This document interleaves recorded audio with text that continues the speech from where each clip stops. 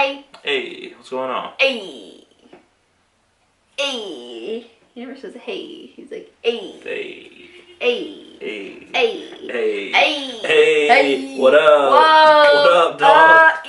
So today we're going to be talking about the apps that we used and were most helpful when we were on the hunt to find a place to move out to.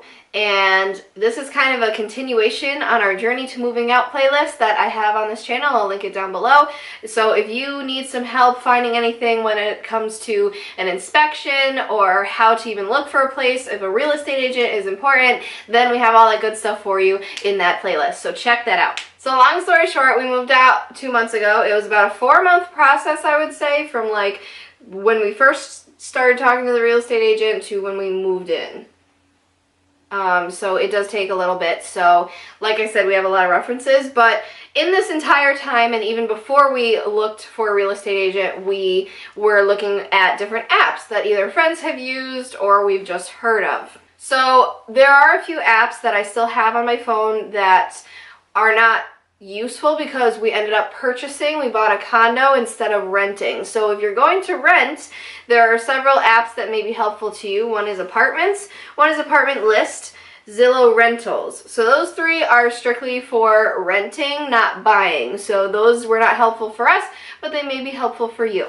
Let me also throw in, there's one that's called, is it Apartment Guide? I think it's Apartments or Apartment Guide, one of the two. Oh, it's called Apartment Guide. It's listed as Apartments on the app. Yeah, and the app version isn't the greatest. Check out the website version. It's a lot better. It gives you a lot more details on apartments, places that are by you, that like it gives you the ranges, freaking the detailed look of everything.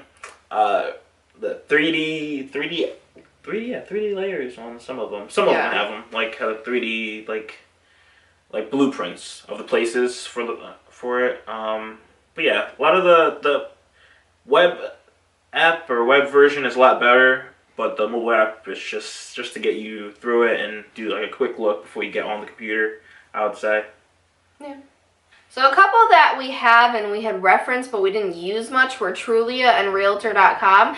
A lot of these apps and also websites are very similar in the fact that they have a lot of the same listings, but they may have slightly different information. So you just kind of have to find what works best for you, what layout you like best, and what has the best offers in your area.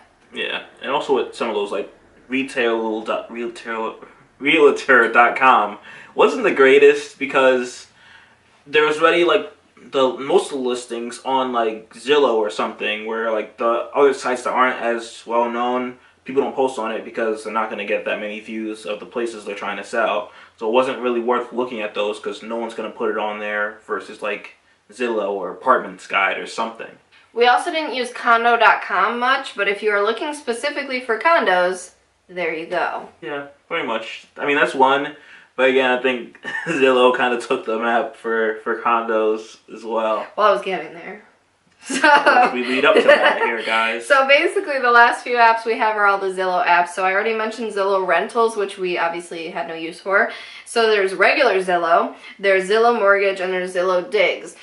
These are all kind of like Facebook apps that they all start from one area and then it kind of goes into another. So it is helpful to have them all. So Zillow is obviously the main app that you go to look at places. And this could be for renting and for owning. And so it's literally everything that's out there that's on Zillow you can see. You can narrow it down to if you want to rent or you want to own, what is your price range, your area. You can get super specific with it, which obviously helps if you have a lot that's showing up that you either can't afford or you don't need. So obviously that helps. A lot of the websites and apps we mentioned also do that. But I just think that we preferred the look and the format of Zillow. It's very simple to use and it gets the job done, and it has basically everything out there because it probably is one of, if not the most popular home hunting app. And I gotta say with Zillow, if you don't really have a budget or anything and you're looking for specific things like a 2-car garage or a hot tub in your bathroom or something, like you can get that specific where you want certain features in a place, so it gives you those in your price range or whatever. So it helps getting it a lot more narrowed down. You can do specific searches like that. As far as Zillow Mortgage, this app can help you estimate what your mortgage might be. Now, obviously, if you already have a pre-approval, that helps. And you obviously should have a pre-approval if you're already in the serious looking mode. So basically, if you know about what your interest rate will probably be, which they can change, so just don't put too much weight on that, and you know what the asking price is or what you want the price to be, you know the kind of mortgage you're going to get, so if it's a 30-year fix or a 15 or whatever, and you just have all these different details, you can literally kind of guess what your mortgage is going to be. Like I said, it is not completely accurate because we did this for a lot of places and we even did it for this place and it ended up not being exactly the same, but at least you kind of have that ballpark, so when you're looking you can be like, okay, so we realistically can afford this place when we put this much down. And I would suggest put in the number they're asking, and if you can afford the number they're asking after you put your down payment, then chances are when you get it down a little bit you'll be in an even better place. Yeah, pretty much. It's not something to rely on, I would say. It's more so just to give yourself an idea as far as, like, can you afford, X place. Don't hold too much weight to it. Just give yourself an idea of, okay, I can afford it, I can't. Things like that. If you put this amount down, what is it going to end up being? Just all giving you ideas. So the last app is Zillow Digs. This one is a more like fun app. This isn't really necessary, but it comes in handy. So this app lets you paint your walls. So you can literally take a picture of the room you're in and you can put different paint colors on. Now I think it's only partnered with Sherwin-Williams, right? I think for the most part, yeah. So it's limiting. You can't put bear or whatever on this app, so it's still very limited, but it's kind of cool to get ideas of kind of shades you want. Yeah. So it also comes in handy when, like, different times of day, like the lighting changes, you can then take different pictures and be like, am I gonna like this at night like I like it during the day? So it's just a fun app. We didn't use it too much and we didn't really rely on it. We still kind of did our paint swatches and we just kind of eyeballed it, but again, it's just kind of a fun addition. Yeah, again, just giving you an idea of things you do and don't want, and bedroom colors or living room colors, whatever you're looking at. Just giving yourself an idea as always. It's kind of like the Groups Facebook app. It's not necessary, but it's kind of cool to have separate. Sure, let's well, because Messenger would be like Zillow Mortgage. A lot of people have it and they'll benefit from it. But the Groups app is kind of just like, why did they make this? But okay, I guess I can use it once in a while. I guess so. Another cool thing with Zillow, I don't know if all the other apps do this, I know a couple did, you can save your searches. So if there's one that you really, really like, but you don't want to go online and bookmark it on your browser or whatever, you can just save it within the app, and you can literally keep it saved even after it sells, even though it's kind of useless because then it becomes this plot of land and it doesn't really mean anything. But you can save them, and I found that saving and unsaving was really helpful. I like that one thing about Zillow, it keeps you up to date on whenever the status changes on a place. So let's say you're looking at a place and someone goes and, puts down their payment, their deposit, and they're, in the process of getting this place. And for whatever reason, it could fall through, within the next month or so. That happened.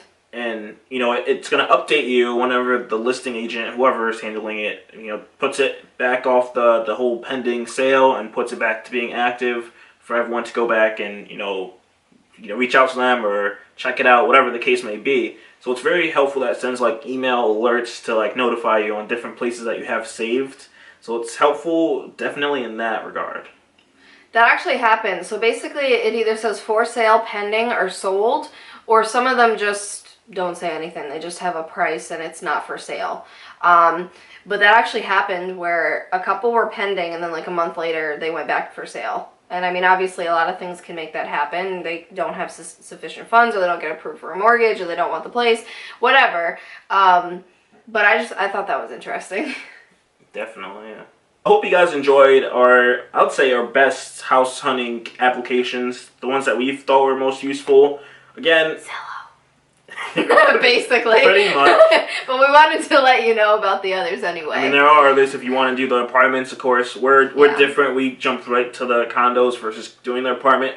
But Hey, if that Whatever one works works for you, check them all out. They all are handy and are going to be useful for you when you do go searching for your apartment, condo, house, whatever you choose. They're all handy apps in their own respective ways. But that's pretty much it. Hopefully you guys thought this video was helpful. Any questions, comments on any apps or anything, any tips we have, if you have questions on it, drop them down below. We can share them with you guys, further on once this video goes up. And, yeah.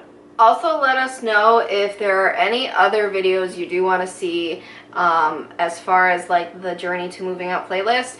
I think we pretty much hit everything, but if we didn't, let us know. Or let us know if you're still confused on something, or you want, or you're just interested in something. I think maybe the only video that we didn't get to, we did the inspection. We didn't do about condo docs and how that works. So there's like a different process where like there's two processes which you can say you no longer want the place. So the first is inspection, we already did that, and then there's going over the condo docs and if you don't like anything there. But we didn't do a video on that, we just didn't get to it. So if anyone's interested, I guess we could still do it to kind of complete this, but just let us know. So with that being said, guys, I guess we'll catch you guys in the next video, right? Yeah. So with that being said, guys, we'll see you in the next video. Peace. Bye.